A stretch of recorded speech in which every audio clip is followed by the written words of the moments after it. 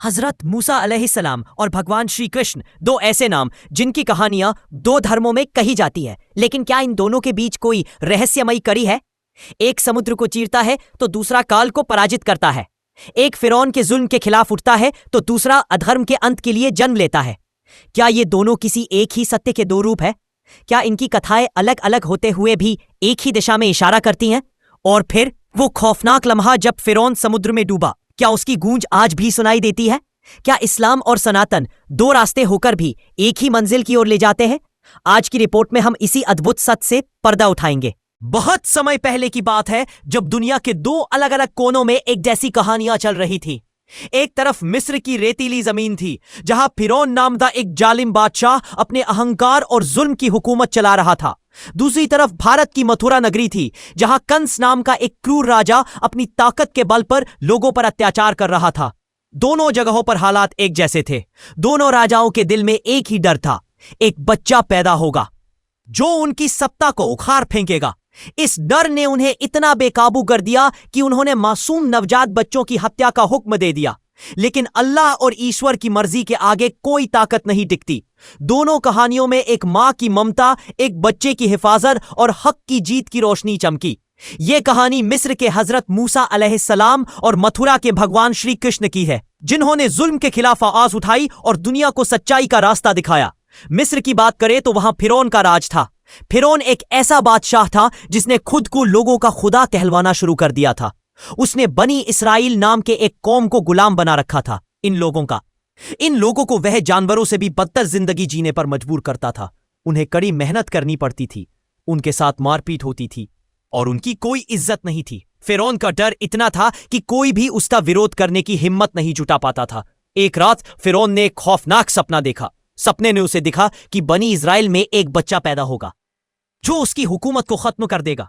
यह सपना उसके लिए किसी बुरे सपने से कम नहीं था। उसका दिल डर से कांप उठा। उसने फौरन अपने दरबारियों को बुलाया और उनसे मशवरा किया। दरबारियों ने कहा कि अगर कोई बच्चा उसकी सत्ता के लिए खतरा बन सकता है तो उसे पैदा होने से पहले ही खत्म कर देना चाहिए। फिरौन ने तुरंत एक क्रूर हुक्म जारी कर दिया, बनी इजराइल में जितने भी लड़के पैदा हों उन्हें पैदा होते ही मार डाला जाए। इस हुक्म के बाद मिस्र की गलियों में खौफ फैल गया। बनी इसराइल की औरतें अपने बच्चों को बचाने के लिए छिपने लगी। माएं अपने नवजात बच्चों को लेकर इधर उधर भटकने लगी। लेकिन फिरौन के सिपाहियों की नजर हर जगह थी। अगर कोई लड़का पैदा होता तो उसे बेरहमी से मार दिया जाता। मां की ममता चीख रही थी, लेकिन फिरौन का डर उस पर भारी पड़ रहा था। हर घर में मातम छाया हुआ था। लोग अपने बच्चों को बचाने की कोशिश में लगे थे, लेकिन फिरौन का जुल्म रुकने का नाम नहीं ले रहा था। इसी मुश्किल दौर में एक मां के घर एक बच्चा पैदा हुआ। यह बच्चा कोई साधारण बच्चा नहीं था। यह था हजरत मूसा अलैहिस्सलाम, जिन्हें अल्लाह ने फिरौन के जुल्म को खत्म करने के लिए चुना था। हजरत मूसा की मां को अपने बेटे की जान का डर था। वह जानती थी कि अगर फिरौन के सिपाहियों को पता चला तो वे उनके बेटे को मार डालेंगे। वह रात दिन अपने बच्चे को छिपाकर रखती थीं, लेकिन यह छिपाना आसान नहीं था। एक दिन उन्हें अल्लाह की तरफ से एक वरी इशारा हुआ। अल्लाह ने उन्हें बताया, अपने बच्चे को एक संदूक में रखो और उसे नील नदी में बहा दो। डरने की जरूरत नहीं है, हम उसे तुम्हारे पास वापस लौटाएंगे और उसे अपना पैगंबर बनाएंगे। यह सुनकर मां का दिल कांप उठा। अपने नवजात बच्चे को नदी की लहरों के हवाले करना कोई आसान बात नहीं थी, लेकिन उनके दिल में अल्लाह पर पूरा यकीन था। उन्होंने अपने बच्चे को एक मजबूत लकड़ी के संदूक में रखा। संदूक को अच्छे से बंद किया ताकि पानी अंदर न जाए। फिर कांपते हाथों और आंसुओं भरी आंखों के साथ उन्होंने उस संदूक को नील नदी की लहरों में छोड़ दिया। वह संदूक नदी के बहाव के साथ आगे बढ़ने लगा। मां का दिल बार बार डूब रहा था, लेकिन वह अल्लाह के वादे पर भरोसा रखे हुए थी। नील नदी का पानी उस संदूक को बहाता हुआ सीधे फिरौन के महल के पास ले गया। वहां एक नहर थी जो महल के नीचे से गुजरती थी। संदूक उस नहर में पहुंच गया। उस वक्त फिरौन की बीबी, जिन्हें हजरत आसिया या उसिया कहा जाता है, महल के पास थीं। उनकी नजर उस संदूक पर पड़ी। उन्होंने अपने मुलाजिमों को हुक्म दिया कि उस संदूक को पानी से निकाला जाए। जब संदूक खोला गया तो उसमें एक मासूम बच्चा दिखाई दिया। बच्चे का चेहरा इतना नूरानी और प्यारा था कि हजरत आसिया का दिल पिघल गया। उनके दिल में उस बच्चे के लिए ममता जाग उठी। वह खुद औलाद से महरूम थीं, इसलिए उस बच्चे को देखकर उनकी मां का दिल तड़प उठा।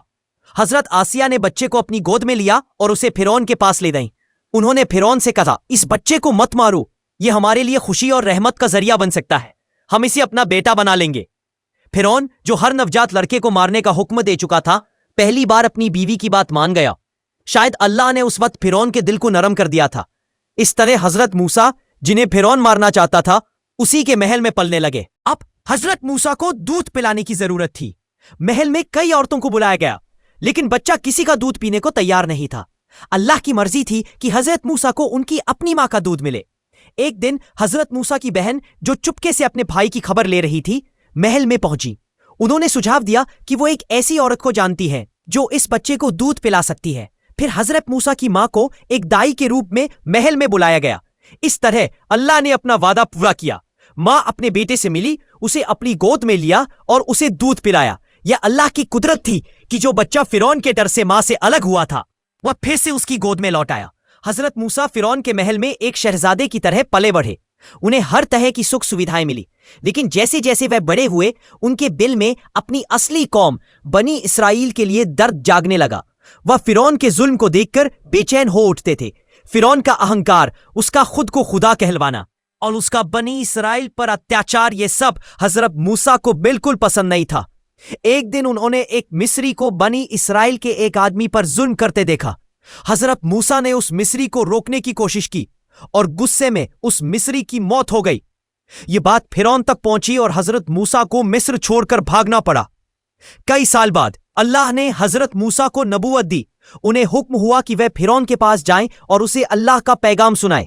हजरत मूसा फिरौन के दरबार में पहुंचे और उसे एक अल्लाह की इबादत करने और बनी इसराइल को आजाद करने की कहा, लेकिन फिरौन ने उनकी बात मानने से इनकार कर दिया। उसने हजरत मूसा को चुनौती दी और अपने जादूगरों को बुलाया। जादूगरों ने अपने जादू से रस्सियों को सांप जैसा बना दिया, लेकिन हजरत मूसा का असा, लाठी, जब सांप बना तो उसने जादूगरों के सारे जादू को निगल लिया। ये देखकर जादूगर समझ गए कि ये कोई जादू नहीं बल्कि अल्लाह की कुदरत है। उन्होंने हजरत मूसा के रब पर ईमान ले लिया। फिरौन का अहंकार और जिद बढ़ती गई।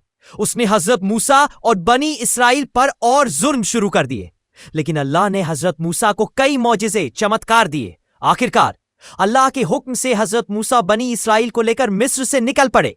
फिरौन ने उनका पीछा किया, लेकिन जब हजरत मूसा ने अपने असा से समंदर को चीरा तो बनी इसराइल उस रास्ते से गुजर गए। फिरौन और उसकी फौज भी पीछे लगे, लेकिन समंदर फिर से मिल गया और फिरौन अपनी फौज समेत डूब गया।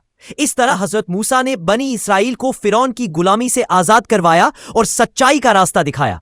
अब दूसरी कहानी की बात करते हैं जो मथुरा नगरी में चल रही थी। मथुरा एक हरी भरी और खूबसूरत जगह थी, लेकिन वहां कंस नाम का एक क्रूर राजा राज करता था। कंस अपनी ताकत और अहंकार में डूबा हुआ था। उसकी बहन देवकी की शादी वसुदेव नाम के एक नेक इंसान से हुई थी। शादी के बाद जब कंस अपनी बहन को ससुराल छोड़ने जा रहा था, तभी आकाशवाणी हुई। एक आवाज गूंजी, कंस, जिस बहन को तू इतने प्यार से विदा कर रहा है, उसी की 8वीं संतान तेरी मौत का कारण बनेगी। यह सुनकर कंस का चेहरा गुस्से और डर से लाल हो गया। उसने तुरंत अपनी बहन और बहनोई को कैद करने का फैसला किया। कंस ने देवकी और वसुदेव को मथुरा की एक अंधेरी जेल में डाल दिया। उसने यह ठान लिया था कि वह देवकी के किसी भी बच्चे को जिंदा नहीं छोड़ेगा। जैसे ही देवकी का पहला बच्चा पैदा हुआ, कंस ने उसे बेरहमी से मार डाला। एक एक करके उसने देवकी के 6 बच्चों को मार दिया। मथुरा की जनता यह सब देखकर दुखी थी, लेकिन कंस का डर इतना था कि कोई कुछ बोल नहीं पाता था। जब देवकी का 7वां बच्चा गर्भ में था तो योगमाया ने चमत्कार किया। उस बच्चे को, जो बलराम थे, देवकी के गर्भ से रोहिणी के गर्भ में स्थानांतरित कर दिया गया। इस तरह बलराम की जान बच गई। अब समय आया 8वें बच्चे का। मथुरा में उस रात घनघोर अंधेरा था। बारिश हो रही थी और यमुना नदी उफान पर थी। उसी रात देवकी ने एक बच्चे को जन्म दिया। यह बच्चा था भगवान श्री कृष्ण। जैसे ही श्री कृष्ण का जन्म हुआ, जेल में एक चमत्कार हुआ। जेल के पहरेदारों को गहरी नींद आ गई। देवकी और वसुदेव की जंजीरें अपने आप खुल गई और जेल के भारी भरकम दरवाजे भी खुल गए। वसुदेव को समझ आ गया कि यह बच्चा कोई साधारण बच्चा नहीं है। उन्होंने नवजात श्री कृष्ण को एक टोकरी में रखा और उसे सिर पर उठाकर जेल से बाहर निकल पड़े। बाहर बारिश और तूफान का माहौल था। यमुना नदी की लहरें आसमान छू रही थीं। वसुदेव डर रहे थे कि वह नदी कैसे पार करेंगे, लेकिन जैसे ही उन्होंने यमुना में कदम रखा, नदी ने खुद रास्ता बना दिया। शेषनाग ने अपने फनों से श्री कृष्ण को बारिश से बचाया। वसुदेव नदी पार करके गोकुल पहुंचे, जहां नंद और यशोदा रहते थे। उस रात यशोदा ने भी एक बच्ची को जन्म दिया था। वसुदेव ने श्री कृष्ण को यशोदा के पास छोड़ दिया और उनकी बच्ची को लेकर वापस जेल लौट आए। सुबह जब कंस को पता चला कि देवकी ने एक बच्ची को जन्म दिया है, तो वह जेल पहुंचा। उसे लगा कि आखिरी संतान एक लड़की है जो उसका कुछ नहीं बिगाड़ सकती। फिर भी उसने उस बच्ची को मारने की कोशिश की, लेकिन जैसे ही उसने बच्ची को जमीन पर पटका, वह योग माया के रूप में प्रकट हुई और बोली, कंस, तेरा काल जिंदा है और वह तुझे मारने जरूर आएगा। यह कहकर वह आसमान में गायब हो गई। कंस डर गया, लेकिन उसे नहीं पता था कि उसका काल यानी श्री कृष्ण गोकुल में सुरक्षित पल रहा है। श्री कृष्ण का बचपन गोकुल में बहुत प्यार और मस्ती के साथ बीता। वह अपनी माखन चोरी, बंसी बजाने और गोपियों के साथ नटखट हरकतों के लिए मशहूर हो गए। यशोदा मां उन्हें बहुत प्यार करती थी, लेकिन जैसे जैसे श्री कृष्ण बड़े हुए, कंस को उनके बारे में पता चलने लगा।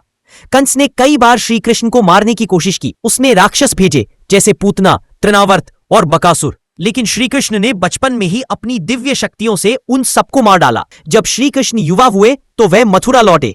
वहां उन्होंने कंस के अत्याचारों का अंत करने का फैसला किया। कंस ने एक कुश्ती प्रतियोगिता का आयोजन किया और श्री कृष्ण को चुनौती दी। श्री कृष्ण ने अपने भाई बलराम के साथ मिलकर कंस के पहलवानों को हरा दिया। फिर उन्होंने कंस का वध कर दिया। इसके बाद उन्होंने अपने माता पिता देवकी और वसुदेव को जेल से आजाद करवाया। मथुरा की जनता ने राहत की सांस ली, क्योंकि कंस का जुल्म खत्म हो गया था। अब अगर इन दोनों कहानियों को देखें तो कई समानताएं नजर आती है। मिस्र और मथुरा दो अलग अलग जमीनें थीं। मिस्र में इस्लामी परंपरा के हजरत मूसा थे और मथुरा में सनातन धर्म के भगवान श्री कृष्ण। लेकिन दोनों कहानियों में एक जैसा पैटर्न था। दोनों जगह एक जालिम राजा था, फिरौन और कंस। दोनों को एक बच्चे से अपनी सत्ता छीनने का डर था। दोनों ने नवजात बच्चों को मारने का हुक्म दिया। दोनों कहानियों में एक मां की ममता ने बच्चे की जान बचाई। हजरत मूसा की मां ने उन्हें नदी में बहाया और श्री कृष्ण को उनके पिता ने यमुना पार करके सुरक्षित जगह पहुंचाया। दोनों बच्चों को अल्लाह और ईश्वर की मर्जी से हिफाजत मिली। दोनों ने बड़े होकर अपने अपने कौम को जुल्म से आजाद करवाया। हजरत मूसा ने फिरौन के जुल्म को खत्म किया और बनी इसराइल को गुलामी से निकाला। श्री कृष्ण ने कंस का अंत किया और मथुरा को उसके अत्याचारों से मुक्ति दिलाई। दोनों कहानियों में एक मां की ममता, एक बच्चे की हिफाजत और सच्चाई की जीत का पैगाम है। यह हमें सिखाता है कि जब जुल्म अपनी हदें पार करता है तो अल्लाह और ईश्वर अपने बंदों की रहनुमाई जरूर करते हैं, चाहे वो हजरत मूसा हो या भगवान श्री कृष्ण। हक की जीत हमेशा होती है। इन कहानियों का एक और खूबसूरत पहलू है, वो है औरतों का किरदार। मिस्र में हजरत आसिया थी, जिन्होंने हजरत मूसा को अपनी गोद में पाला और फिरौन के जुल्म के बावजूद हक का साथ दिया। मथुरा में देवकी और यशोदा थी, जिन्होंने श्री कृष्ण को प्यार और हिफाजत दी।